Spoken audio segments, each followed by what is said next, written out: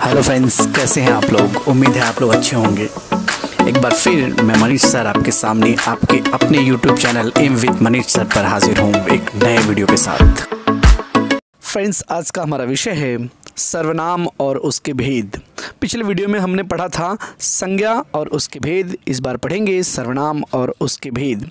इसमें मैं आपको ऐसा ज़बरदस्त ट्रिक बताऊंगा जिससे सर्वनाम और उसके भेद आप आसानी से चुटकियों में ढूंढ लेंगे और पहचान लेंगे। सबसे पहले ये देखते हैं कि सर्वनाम होता क्या है। ठीक है, उसकी परिभाषा देखते हैं। सर्वनाम, सर्व का मतलब होता है सभी और नामों का मतलब होता है संज्ञाओं। तो सभी संज्ञाओं की जगह जो शब्द उपयोग किए जाते हैं उन्हें सर्वनाम कहते हैं। जैसे आप बात करते हैं राम श्याम, उसके बदले वह, आप, इन सारे शब्दों का इस्तेमाल होता है। और प्रश्नवाचक में कौन और क्या। दूसरे शब्दों में समझें तो संज्ञा, किसी भी का भी नाम जो होता है वो संज्ञा होता है। आपने पिछले वीडियो में पढ़ा है। तो दूसरे शब्दों में समझें तो संज्ञा के बदले जिस शब्द का उपयोग करते हैं वो शब्द सर्वनाम कहलाता है। उसे इंग्लिश में प्रोनाउन भी कहते हैं। अब ये देखते हैं, ये आपको तो अभी तक बहुत कम लोगों ने बताया होगा। मैं आपको बताना चाहता हूँ कि मूलतः सर्वनामों की जो संख्या होती है वो 11 होती है। मैं, यह, तू, वह, आप, कौन, क्या, कोई, जो, सो और कुछ। बस यही सारे सर्वनामों की संख्या, इतनी ही सर्वनाम होते हैं। तो आपके मन में ये सवाल जरूर उठेगा कि जब यही मूलतः सर्वनाम होते तो बाकी सर्वनाम क्या है। अब उसके बारे में मैं आपको बताता हूँ कि अन्य सर्वनाम शब्द भी इन्हीं शब्दों से मिलकर बने हैं जो लिंग, कारक, वचन की दृष्टि से अपना रूप बदलते हैं। जैसे तू से बना है तुम, तुझको, तुझे। उसी तरह मैं शब्द जब हम लेते हैं तो मैं का मेरा, मुझे, मुझको, इस ऐसे सर्वनाम बन जाते हैं। अब हम देखते हैं कि सर्वनाम के भेद कितने होते हैं। ठीक है, सर्वनाम के कुल 6 भेद होते हैं।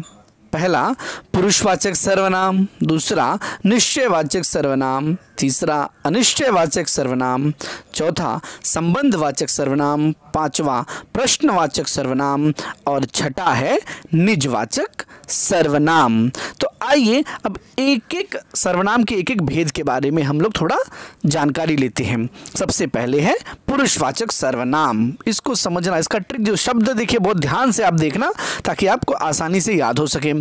जिस सर्वनाम का प्रयोग वक्ता अपने लिए, श्रोता के लिए तथा किसी अन्य के लिए करता है वो पुरुषवाचक सर्वनाम कहलाता है। अब देखते हैं कि वक्ता क्या होता है। वक्ता अर्थात बोलने वाला, ठीक है, और श्रोता जो आपको सुनता है, सुनने वाला। जैसे आप दो मित्र बात कर रहे हैं तो आप अगर बोल रहे हैं तो आप हो गए वक्ता और आपका मित्र हो गया श्रोता। और जिसके बारे में हम बात कर रहे हैं वो क्या हो गया, अन्य पुरुष हो गया। ठीक है, कोई अन्य के लिए बात करते हैं तो इन सब का समावेश पुरुषवाचक सर्वनाम में होता है।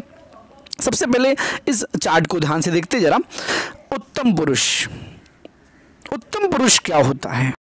बात करते हैं उत्तम पुरुष की, तो अगर आप में और आपके मित्र में बात की जाए, अगर आपसे पूछा जाए कि सबसे अच्छा, उत्तम मतलब सबसे अच्छा कौन है, तो हमेशा हम लोग इस खुद को ही सबसे अच्छा मानते हैं। ठीक है, तो उत्तम पुरुष में क्या क्या आता है, मैं, मुझे, हम, हमें। और मध्यम पुरुष, मध्यम पुरुष मतलब आपसे थोड़ा कम। अब मध्यम पुरुष किसकी बात करते हैं हम लोग, जो श्रोता होता है। मध्यम पुरुष अर्थात श्रोता। तू, तुम्हें, तुम, आप, इन सारे शब्दों का इस्तेमाल मध्य पुरुष में होता है। अब अन्य पुरुष देखते हैं। ठीक है, अन्य पुरुष जिसके बारे में बात हो रही है, वह, उसे, वे, उन्हें, इन्हें और इन्होंने, इस प्रकार के शब्द अन्य पुरुष में आते हैं। अब हम बात करते हैं सर्वनाम के दूसरे भेद, निश्चयवाचक सर्वनाम के बारे में। अब इसकी परिभाषा देखते हैं कि जो सर्वनाम पास या दूर की किसी वस्तु की ओर संकेत करे उसे निश्चयवाचक सर्वनाम कहते हैं। जैसे उदाहरण के लिए हम लोग देखते हैं, वह लड़का है, वह, यह पेड़ है, इसमें यह, ये हिरन है, वे लड़के घूमने गए थे। अर्थात यह, वह, ये सारे निश्चयवाचक सर्वनाम हैं। अब तीसरे सर्वनाम के तीसरे भेद के बारे में देखते हैं, अनिश्चयवाचक सर्वनाम। जिस सर्वनाम से किसी व्यक्ति या पदार्थ का बोध नहीं होता है, ध्यान रखना इस बात को, नहीं होता है, उसे अनिश्चयवाचक सर्वनाम कहते हैं। जैसे बाहर कोई है, अब हमें पता है कि कौन है, नहीं पता है, कोई है, उसे कुछ नहीं मिला, कुछ नहीं मिला, क्या नहीं मिला इस बारे में हमें ज्ञान नहीं है। तो इन वाक्यों में कोई और कुछ शब्द अनिश्चयवाचक सर्वनाम हैं, क्योंकि हमें पता ही नहीं है। कोई शब्द का प्रयोग अनिश्चित व्यक्ति के लिए और कुछ शब्द का प्रयोग किसी अनिश्चित पदार्थ के लिए प्रयुक्त होता है। जो हमने शुरुआत में देखा था, किसी व्यक्ति या पदार्थ का बोध नहीं होता है, इसलिए। अब सर्वनाम का चौथा भेद है संबंधवाचक सर्वनाम। अब ये बहुत आसानी से आप समझ जाएंगे, बहुत ही सरल है। जो सर्वनाम किसी दूसरी संज्ञा या सर्वनाम से संबंध दिखाने के लिए प्रयुक्त हो, जैसे एक वाक्य होगा, दूसरा उपवाक्य होगा, उसमें संबंध बताने के लिए संज्ञा सर्वनाम की इसका उपयोग होता है।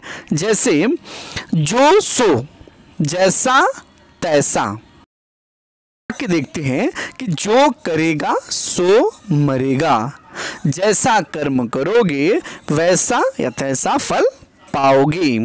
अगला भेद देखते हैं, प्रश्नवाचक सर्वनाम। ये एग्जाम में बहुत कम पूछता है, क्योंकि इसको पहचानना बहुत ही आसान रहता है। जिस सर्वनाम से किसी प्रश्न का बोध होता है उसे प्रश्नवाचक सर्वनाम कहते हैं। अब इसके लिए कीवर्ड ध्यान में रखना आप, क्या क्या है, कौन, क्या, किसने, वहां कौन आया है, आखिर में आप देख रहे हैं प्रश्नवाचक चिन्ह भी है। इस बर्तन में क्या है, क्या कौन शब्द कीवर्ड मिला आपको, यहां से पुस्तक किसने उठाई, किसने, ये सारे क्या हैं, प्रश्नवाचक सर्वनाम हैं। सर्वनाम का जो छठा भेद है वो है निजवाचक सर्वनाम। तो जो सर्वनाम तीनों पुरुष कौन कौन से, पुरुषवाचक सर्वनाम में हमने पढ़ा था, उत्तम पुरुष, मध्यम पुरुष और अन्य पुरुष में निजत्व का बोध कराता है। निजत्व मतलब अपनेपन का, खुद का, उसे निजवाचक सर्वनाम कहते हैं।